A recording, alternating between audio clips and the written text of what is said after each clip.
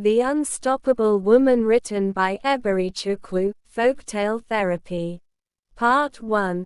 The Dream. My name is Uche, and I grew up in a small town in Nigeria.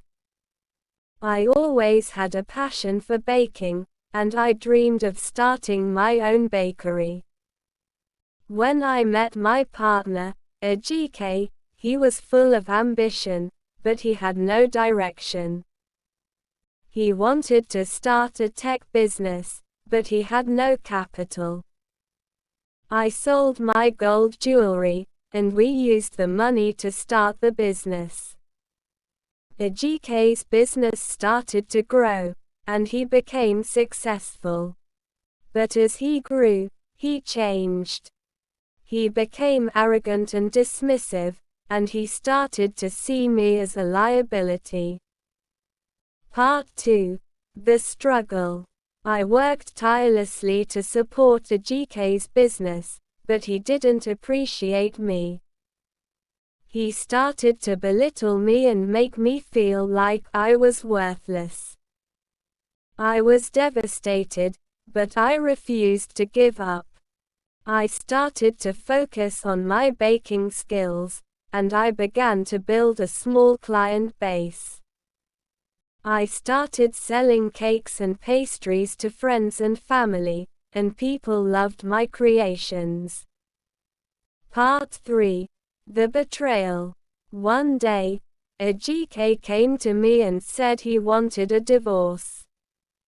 He said I was no longer the woman he wanted to be with. I was heartbroken. I had given up everything for him, and this was how he repaid me. But I didn't let the betrayal break me. I used the pain to fuel my determination.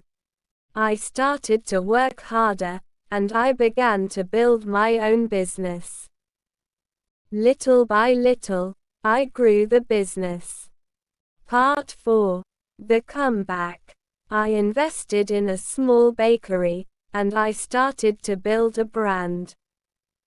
I named my brand, Uche's Sweet Treats, and it quickly gained popularity. People loved my cakes and pastries, and my business started to grow. I worked hard, and I didn't let anyone bring me down. I proved to myself and others that I was capable of success. Part 5. The Success. Years later, Ejike's business had failed, and he was struggling to make ends meet. He came to me, apologizing for his past behavior and asking for my help. But I was no longer the same woman he once knew. I had built a successful business, and I was financially independent. I looked him in the eye and said, "You may have underestimated me, but I underestimated myself too. I'm glad I found my strength." Part 6. The Legacy.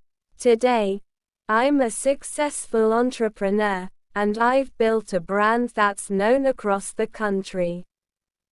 I've employed many people, and I've given back to my community. I look back on my journey, and I'm proud of what I've achieved. I know that I was meant to succeed, and I'm grateful for the struggles that I faced. I hope my story inspires you to chase your dreams, no matter the obstacles. Don't let anyone define your worth. You are capable of greatness. No Place Like Home. Written by Eberichukwu, Folktale Therapy. Chapter 1. I'm Lily Efesinachi, and my life story is one of contrasts.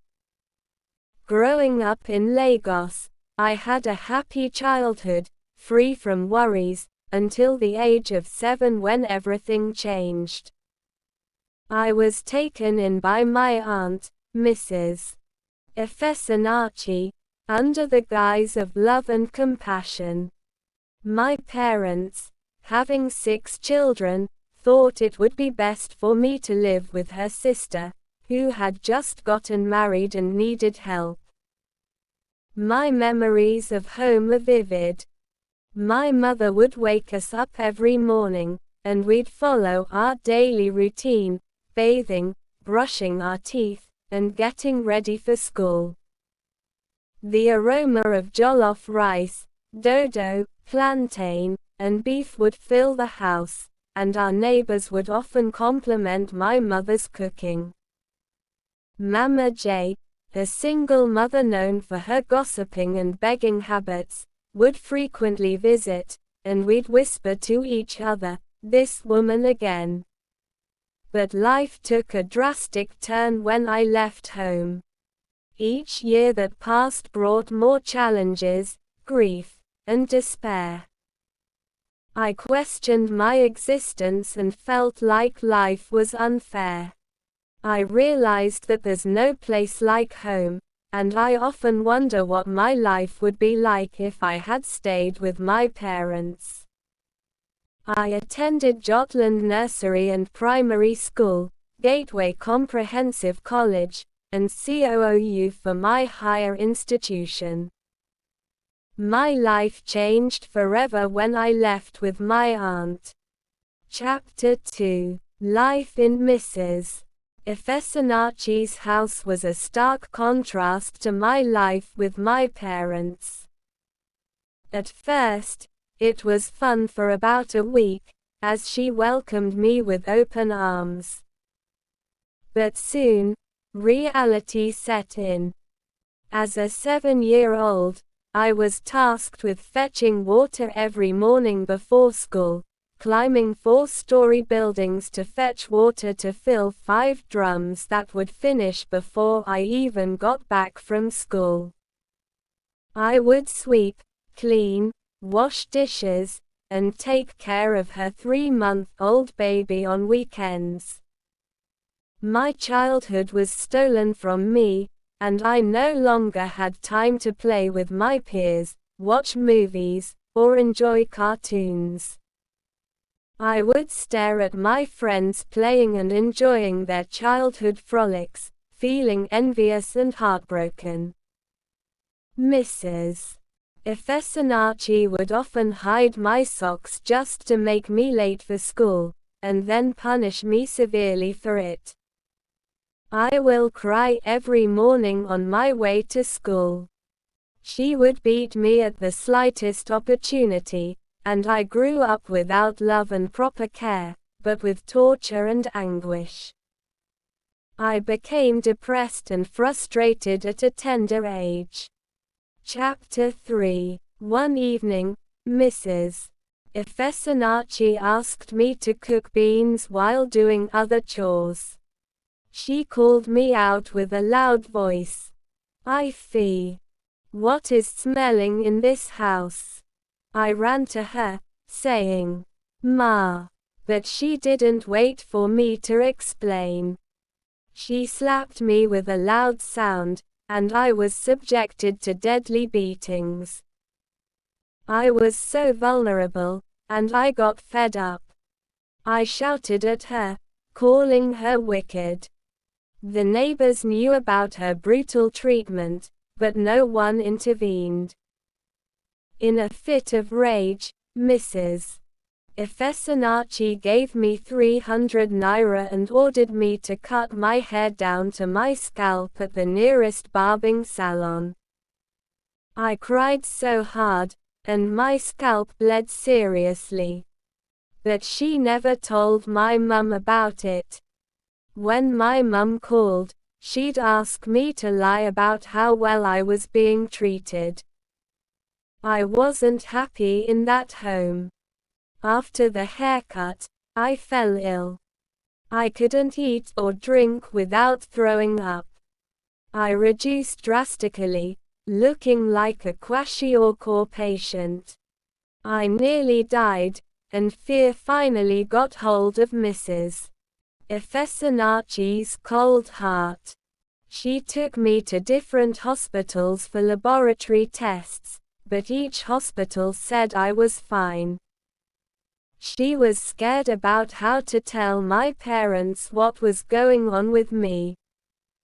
The day my mum found out about my haircut, she was furious. She came to Mrs. Efesinachi's house, saw my condition, and took me home. After prayers from the priest and pastor, I began to heal. With proper care, I slowly came back to life. Days and months passed, and I eventually got better. Mrs. Efesinachi came to beg my parents for forgiveness, and I went back to live with her.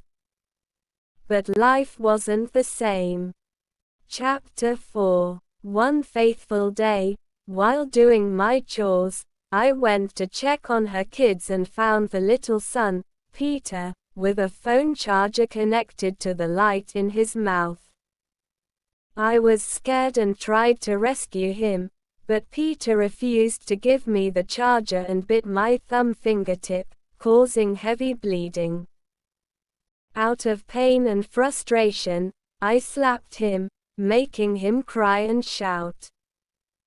The incident attracted a lot of attention, and some neighbors called Mrs.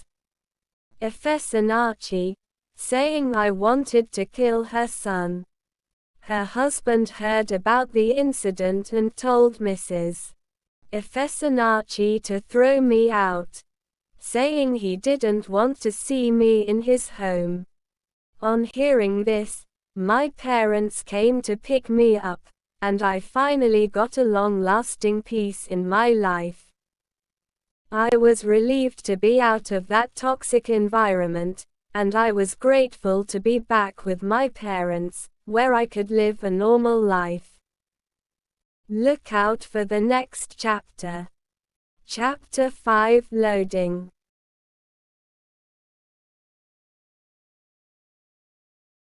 No Place Like Home. Written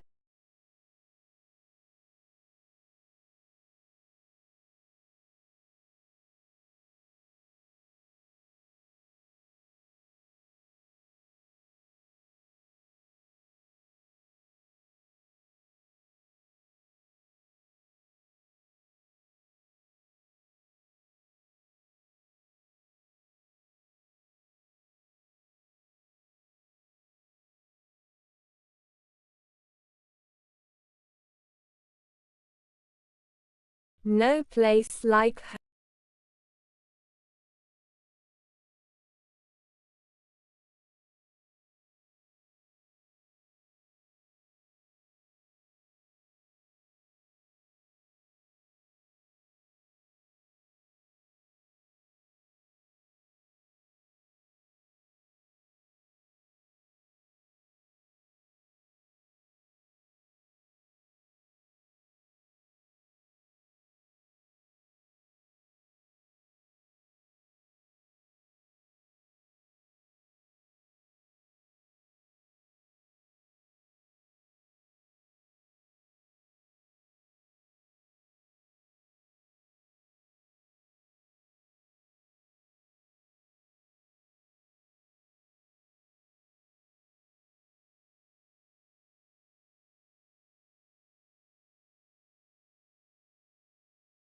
No Place Like Home.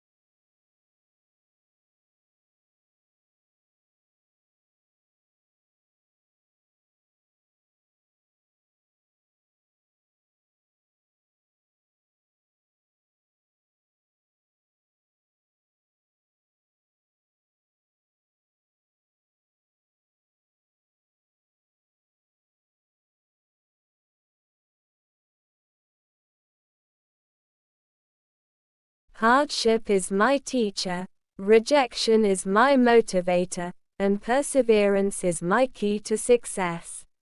Written by Eberichukwu, Folktale Therapy. Part 1. From Obodo to Owerri. My name is Chiamaka, and I grew up in a small village in Obodo, Imo State. Life was tough, and my parents struggled to make ends meet. When I was 19, my aunt called from Owerri, offering me a job as a live-in housemaid. I accepted, hoping for a better life. But things didn't turn out as expected. My employers treated me poorly, making me do excessive chores and barely giving me enough food. They changed my name to servant and forbade me from using their phone. The children called me girl, and I felt like a servant. Part 2. The Spark of Determination. One night, while sweeping the compound, I overheard the daughter, Mary, talking to her friend about me. "She's just a housemaid," she said. "She'll never amount to anything." "What a dirty creature," said Mary. Those words stung, but I didn't react. Instead, I made a vow to myself, one day, I'll own a house in this neighborhood, and people will respect me. I began to secretly teach myself how to read and write better. I listened to their children's online classes and practiced with an old textbook. I do all these secretly. I wrote on carton papers with chalk, determined to improve. One day, Mary walked into my room with her friend Zane. "See the blockhead," said Mary. She was born without destiny. I felt downcasted, unable to move. Overly praised myself in my mind. Chiamaka turned servant, you certainly make it in life. Part 3. The Dark Night. 2 years into my stay, their son, Afenyi, tried to assault me in the kitchen. I screamed, and his mother came in. But instead of helping me, she slapped me and accused me of seducing her son. She threw me out with just my bag. I had nowhere to go, but fate intervened. A kind woman, Mama Ada, saw me crying by the roadside and took me in. She introduced me to her friend, Mrs. Udo, who owned a small food business. Mrs. Udo taught me how to cook and sell food, and I started earning 20,000 Nairas daily. Customers will always come to my shop in group, queuing up to buy food. Part 4. From Food to Fortune. I worked hard, saving every kobo. After 3 years, I had enough to start my own food business. I began selling popular Igbo dishes like okpa and abacha. People loved my food, and my business grew. I expanded to other cities, and my brand became known. I reinvested my profits, and my business boomed. I started teaching cooking classes online and gained a large following. A food grant from a UK organization helped me scale my business further. Part 5. The Return of the Girl They Dismissed. 10 years later, I received an invitation to speak at a food and entrepreneurship event. Guess who I saw? Mary, the girl who had once belittled me. She looked shocked to see me, and I smiled knowingly.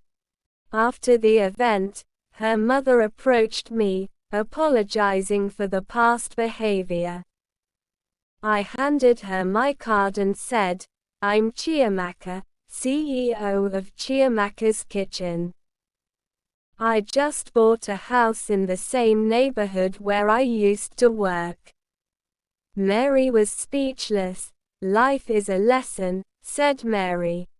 Part 6. Empowering Others. I started a foundation, From Servitude to Success, to empower domestic workers with skills and education. I believe everyone deserves a chance to succeed, regardless of their background. When asked about my journey, I say, hardship is my teacher, rejection is my motivator, and perseverance is my key to success. I hope my story inspires you to chase your dreams, no matter the obstacles. Don't let anyone define your worth. You are capable of greatness.